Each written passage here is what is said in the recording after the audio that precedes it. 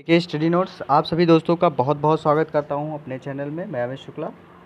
जैसे कि आप लोगों के लिए आज मैं एक नया वीडियो इकोनॉमिक्स यानी अर्थशास्त्र के अंतर्गत सारे क्वेश्चन जो आपके पेपर में पूछे जाते हैं उसमें आपको मैं बताऊंगा। अगर आप बीए फर्स्ट सेमेस्टर में हैं और इकोनॉमिक्स ले रखे हैं तो इसके लिए आपके लिए बहुत ही महत्वपूर्ण वीडियो रहेगा और इसमें बहुत ही लाजवाब आपका वीडियो रहेगा। तो दोस्तों बने रहे वीडियो के अंत तक, क्योंकि इस वीडियो में आपको कुछ अलग तरीके से पढ़ने के लिए और समझने के लिए मौका मिला है। तो दोस्तों क्योंकि ये चांस जो आपको मिलता है तो बार बार इस तरीके से गंवाए ना, क्योंकि पेपर आप लोगों के सम्मुख होता है और आप लोग कुछ कर नहीं पाते हैं। तो इस तरीके से आपको हेडेक रहता है कि पेपर में कैसे कैसे क्वेश्चन आते हैं। तो आप लोग ऐसा कन्फ्यूज़न को दूर करें और अपना जो सिलेबस है, सिलेबस के अंतर्गत आप अपना जो क्वेश्चन है उसको आप लोग ज़रूर पढ़ें, क्योंकि यही सारे क्वेश्चन आपके पेपर में पूछे जाते हैं। तो दोस्तों चलिए चलते हैं आपके क्वेश्चन की तरफ, नज़दीकी क्वेश्चन जो आपके पेपर में पूछे जाते हैं। तो आइए देखते हैं आपका पहला क्वेश्चन कौन सा है। और दोस्तों अगर वीडियो को अभी तक आपने लाइक नहीं किया ज़रूर लाइक कर दें, और चैनल को अभी तक सब्सक्राइब नहीं किया है तो ज़रूर सब्सक्राइब कर दें, और ज़्यादा से ज़्यादा वीडियो को शेयर करें, क्योंकि इस वीडियो से सभी के पेपर में सभी को लाभदायक होगा और सभी छात्र छात्राएँ लाभान्वित होंगे। आइए चलते हैं लेके आपके क्वेश्चन पेपर की तरफ, यानी क्वेश्चन की तरफ। दोस्तों ये रहा आपका क्वेश्चन। पहला क्वेश्चन है आपका कि प्रश्न नंबर 1 का इसमें 2 क्वेश्चन आपके अपडेट हुए हैं।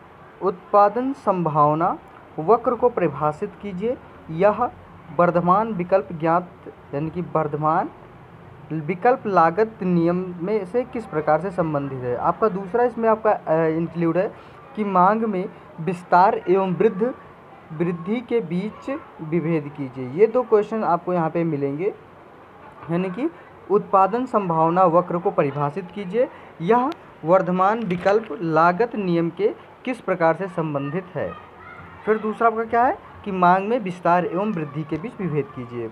आप आंसर आपका आता है इसमें कि उत्पादन संभावना वक्र की प्रकृति का अध्ययन करने पर ज्ञात होता है, यानी कि जो हमारा वक्र है इसकी प्रकृति का अध्ययन करने पर हमें ज्ञात होता है कि इसके ढाल यानी कि उन्नतोदर होता है तथा वह बाएं से दाएं नीचे की ओर झुकता है।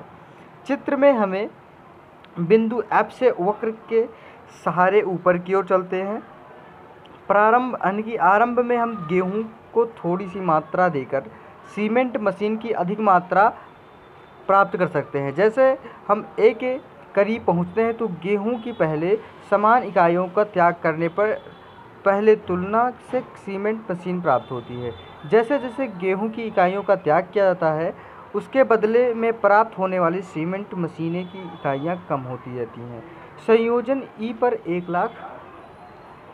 1 लाख टन गेहूं के बदले में 6000 मशीनें प्राप्त होती हैं, परंतु संयोजन ए पर पहुंचने पर 1 लाख टन गेहूं के बदले केवल 2000 मशीनें ही प्राप्त होती हैं।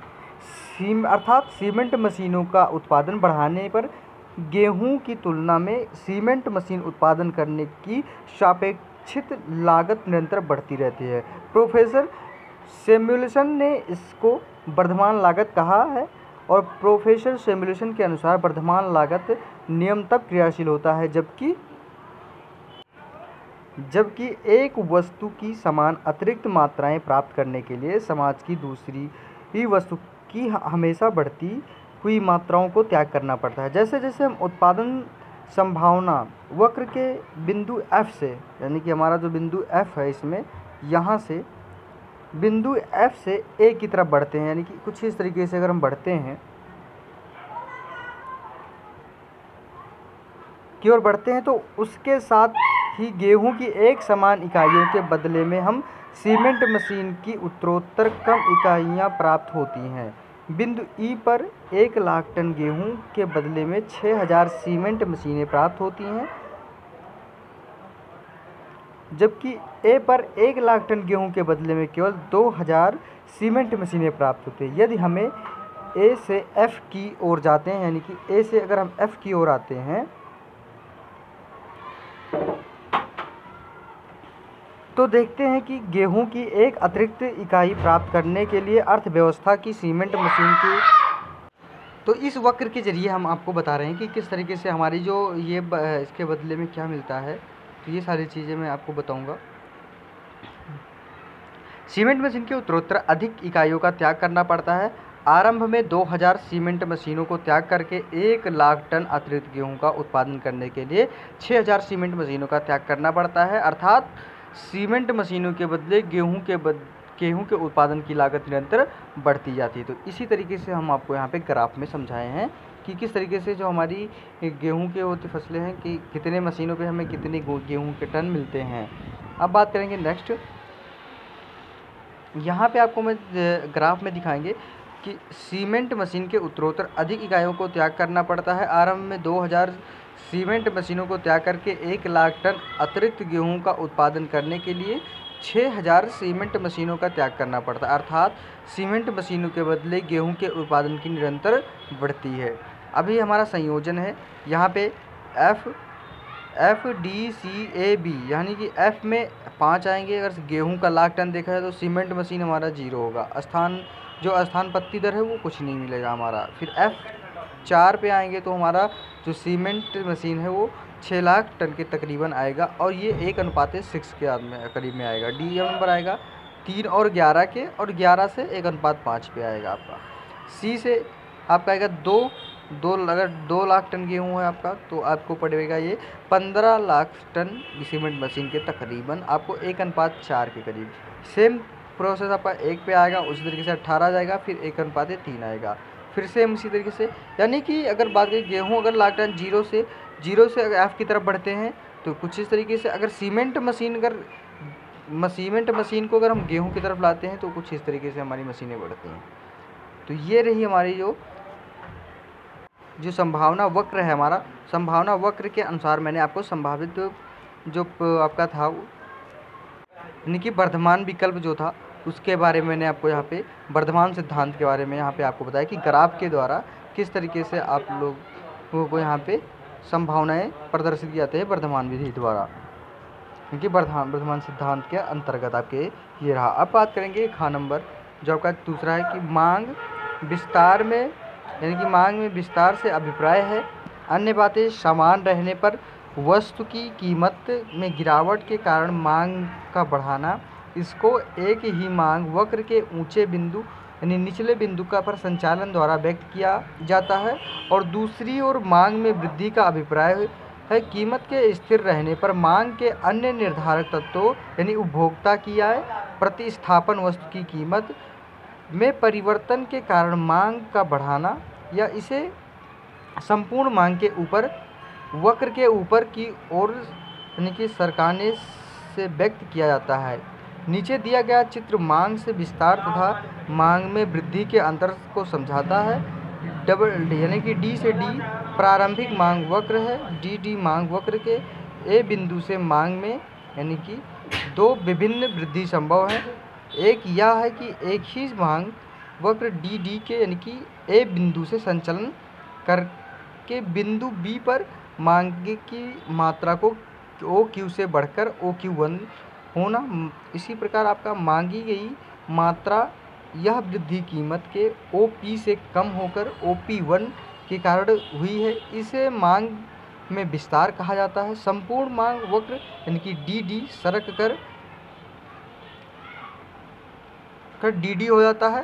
प्रारंभिक कीमत OP पर उपभोक्ता OQ की मात्रा खरीदता है, जिसे हम कहते हैं मांग वक्र के A बिंदु द्वारा दिखाया गया है, परंतु कीमत के अतिरिक्त मांग अन्य निर्धारक तत्वों में परिवर्तन हो जाने के फलस्वरूप उपभोक्ता OQN मात्रा में खरीदता है, और जिसे D1 मांग में वक्र के C बिंदु द्वारा दिखाया गया है। इस परिवर्तन की मांग को में वृद्धि कहा जाता है।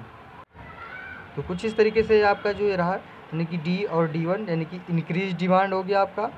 फिर आपका आता है ये आपका O से Y अक्ष और O से X अक्ष की जाता है, यानी कि आपका Q और OQ1 हो गया, फिर A और Q हो गया आपका, और ये D और D हो गया। तो ये बिंदु जो आपका होता है एक्सपेंशन डिमांड और इंक्रीज डिमांड, उसके अंदर ये आपकी प्राइस होती है, इसके ऊपर में ये आपकी मात्रा बढ़ाती है। तो ये सेम पोजीशन आपका यहाँ पे जो मात्राएं आपको निर्धारित किया गया है कि यहाँ पे कि डी डी हो जाता है। और प्रारंभिक कीमत में ओ पी यानी कि ओ पी की बात करें तो ये ओ आपका हो गया, और जो आपका पी यहाँ पे है ओ और पी की ये डेंसिटी जो है आपकी, ये आपको ख़रीदता है। ओ पी यानी उपभोक्ता खरीदता है और ओ क्यू की मात्रा पर ख़रीदता है, और यहाँ पे ख़रीदता है आपका ओ क्यू की ये चीज़। तो ये आपका जो डिमांड होता है कि एक्सपेंशन इन डिमांड। इस तरीके से आपका दूसरा क्वेश्चन आता है, निम्नलिखित द्वारा मांग की कीमत लोच की चाप विधि से निकालें। यानी कि क्वेश्चन आपका आता है कि निम्नलिखित मांग द्वारा कीमत के लोच को चाप विधि से निकालें। चाप विधि की कैसे निकालते हैं आइए आपको बताएंगे, क्योंकि ये क्वेश्चन आपके पेपर में ज़रूर पूछे जाते हैं। और आप देख लीजिए तो सबसे पहले आपका प्रीवियस ईयर पेपर का क्वेश्चन उठाइए और आपको ये क्वेश्चन आपको ज़रूर मिलेंगे।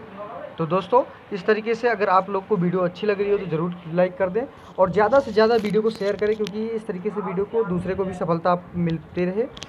बात करेंगे आपके दूसरा यहाँ पे आपका खा भी क्वेश्चन यहाँ पे अपडेट कराया गया। यदि दो ऋणात्मक ढलान वाले सरल रेखा मांग वक्र एक दूसरे को काटते हैं तब क्या कटाव बिंदु पर मांग की कीमत लोच दोनों में समान होंगी।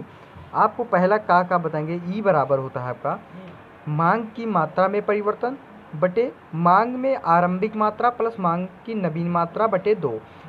इसके फिर डिवाइड बाई कीमत में परिवर्तन डिवाइड बाई आरंभिक कीमत प्लस मांग की नवीन मात्रा डिवाइड बाई 2। अब आपका फिर इक्वल यहाँ पे करेंगे कि इज इक्वल टू मांग की मात्रा में परिवर्तन बटे मांग की मात्रा आरंभिक मात्रा प्लस मांग की नवीन मात्रा बटे कीमत की परिवर्तन प्लस बटे आरंभिक कीमत प्लस नवीन कीमत। तो ये आपका फॉर्मूला इज इक्वल टू यानी कि ये आपका होता है। तो इस तरीके से आपका पहला यहाँ पे लिखा है, ये आपका प्रारंभिक मान 40 है। उसके बाद में फिर आपका आता है, अब उसके बाद में यहाँ पे आपका जो 40 दे रखा है ये मांग यानी कि मांग की मात्रा में परिवर्तन हो गया। फिर बटे आपका यानी कि मांग की प्रारंभिक मात्रा जो ये 100 है आपका, ये प्रारंभिक मात्रा हो गया। फिर उसके में आपका ये प्लस 140 यानी कि मांग की नवीन मात्रा आपका हो गया बटे आपका 4 यानी कि कीमत में परिवर्तन। फिर बटे आपका होता है आरंभिक मात्रा, ये आपका 10 जो है वो आरंभिक मात्रा। फिर उसके बाद में आपका 6 जो है वो नवीन कीमत हो गई। तो इस तरीके से आपका इज इक्वल टू 40 बटे 240 इंटू 16 बटे 4, ये टोटल आपका हो जाता है दोस्तों। 4 से तो 4 कट गया और 4 छक 24 हो गया। फिर उसके बाद में फिर 4 कदम 4 हो गया, 4 चौक 16। तो ये आपका 0.66 आपका आंसर आएगा। फिर अब बात करेंगे खा नंबर पे। खा नंबर में डिपॉजिट करते हैं आपके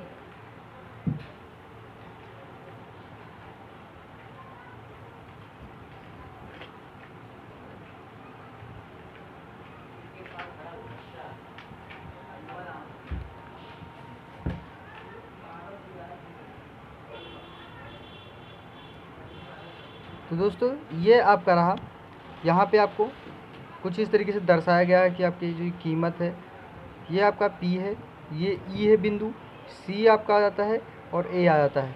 ये आपका क्लियर नहीं है, यहाँ पे मैं आपको क्लियर करके बताता हूँ किस तरीके से आपका आता है। ये बनाया गया है, ये आपका कुछ इस तरीके से दे रखा है। उसके बाद में आपका ये पी बिंदु होता है, ये आपका यहाँ पे ई आ गया। उसके बाद में फिर आपका यहाँ से सीधा यहाँ से ये काटते हुए जाएंगी रेखा, यहाँ से आपको सीधा मिलेगा सीधा। ये आपका आता है ए और बी, सो ये आपकी रेखा आती है, यहाँ पे बी मिलती है। सी और डी ये रेखा आपकी मिलती है। ये आपका एक्स अक्ष हो गया, ये वाई अक्ष हो गया। यहाँ पे आपको ये बिंदु O कहलाती है और ये बिंदु आपकी Q कहलाती है। इस तरीके से ये आपकी Q कहलाती है, तो यानी कि EQ। अब यहाँ पे आगे आपको नेक्स्ट यहाँ पे बताएंगे, जिससे यहाँ पे सेम आपका कट के आ गया है थोड़ा। यानी कि यहाँ पे चित्र में आपको देखा दो ऋणात्मक ढाल वाले सरल मांग वक्रों का कटाव बिंदु पर मांग की जो लोच है उसके बारे में यहाँ पे आपको बताएंगे। यानी कि ए और बी सी और डी दो मांग वक्र एक दूसरे को ई बिंदु पर काटते हैं। अब ई बिंदु कहाँ पर काटते हैं? ई बिंदु आपको यहाँ पर काटते हैं, जो ये बिंदु है ये आपको काटते हैं। यानी कि ए और बी और सी और डी, यानी कि ए बी और सी डी आपको कहाँ काटते हैं? ई बिंदु पर काटते हैं। उसके बाद में फिर आपका आता है ई ए बी मांग वक्र पर ई पी हो गया आपका, और ई बी बटे ई ए और इंटू ओ पी बटे ए, चूँकि यानी कि कोण ए पी ई कोण ई क्यू बी समरूप है। ये क्या आता है? समरूप है। फिर आपका आता है ई और सी डी पे आप लेते हैं, यानी ए बी पे लिया हमने, फिर सी डी पे लेंगे। अब ये वक्र आपका बन गया E P is equal to E D बटे E C into O P बटे पी सी। कैसे ओ पी बटा पी सी हो जाएगा आपका? ओ पी बटा पी सी, यानी कि जो इसके आपको मैं सम्मुख बता दूं, यहाँ पे ओ पी बटा पी सी कैसे होता है, यानी कि ओ पी आपका ये हो गया और ये पी सी आ गया, यानी कि E P is equal to आएगा आपका E P is equal to E D बटे E C into O P बटा पी सी। ये आपका हो जाएगा कुछ इस तरीके से। यहाँ पे चूँकि ई सी पी ई और कोण E D E Q D से यहाँ है समरूप हैं, अतः यहाँ पे ओ पी बटा पी ए और ओ पी बटा पी सी से बड़ा है, क्योंकि P A E less than आपका पी सी हो जाएगा। अतः ए बी मांग वक्र के ई बिंदु पर सी डी मांग वक्र के ई बिंदु की अपेक्षा मांग की लोच कम है। इसी यानी कि इस प्रकार स्पष्ट है कि कटाव बिंदु की मांग की कीमत लोच समान नहीं होगी। तो इस तरीके से जो आपका दूसरा क्वेश्चन था, कि ये दो ऋणात्मक वाले सरल रेखा जो मांग वक्र एक दूसरे को काटते हैं, तो ये आपका चित्र रहा। यानी कि मैंने पहले भी आपको ये चित्र बताया, थोड़ा कट के आ गया है नीचे ऊपर करके, तो इस तरीके से आपको थोड़ा यहाँ पे सही से दिख नहीं रहा है। तो यहाँ पे आपको यहाँ पे क्लियर हो जाएगा जो भी आपको कट रहा है, जैसे कहाँ पे कट रहा है ओ क्यू बी, यहाँ पे आपको पूरा क्लियर हो जाएगा कहाँ पे पहला आ रहा है। जैसे आपका सीधा जो ये आ रहा है वो कौन सा आ रहा है आपका, इस तरीके से। तो दोस्तों ये आपका मैंने आपको ये दो यानी कि 4 क्वेश्चन यहाँ पे हमने आपको बताया सीधा सीधा, और इसमें ये 2 क्वेश्चन आपको बराबर क्वेश्चन आपके पेपर में पूछे जाते हैं। तो दोस्तों अब ये क्वेश्चन आपका यहीं तक रहेगा, और मैं अगली वीडियो के साथ कुछ और नए क्वेश्चन जो आपके पेपर में सबसे ज़्यादा पूछे गए हो वही क्वेश्चन आपको लेके आएंगे। तो दोस्तों वीडियो को ज़रूर देखते रहिए, और वीडियो अभी तक आप लोग को अच्छी लगी हो तो ज़रूर लाइक करें, और चैनल को सब्सक्राइब नहीं तो ज़रूर सब्सक्राइब कर दें, और एक दूसरे को ज़रूर शेयर करें, क्योंकि इसमें सभी लोगों का पढ़ने का सबसे ज़्यादा ज़रूरत है, और क्योंकि और इसमें आपको समझने की सबसे अहम भूमिका होगी। तो दोस्तों चलिए चलते हैं, अगली वीडियो के साथ ज़रूर उपस्थित होऊंगा। धन्यवाद दोस्तों, जय हिंद।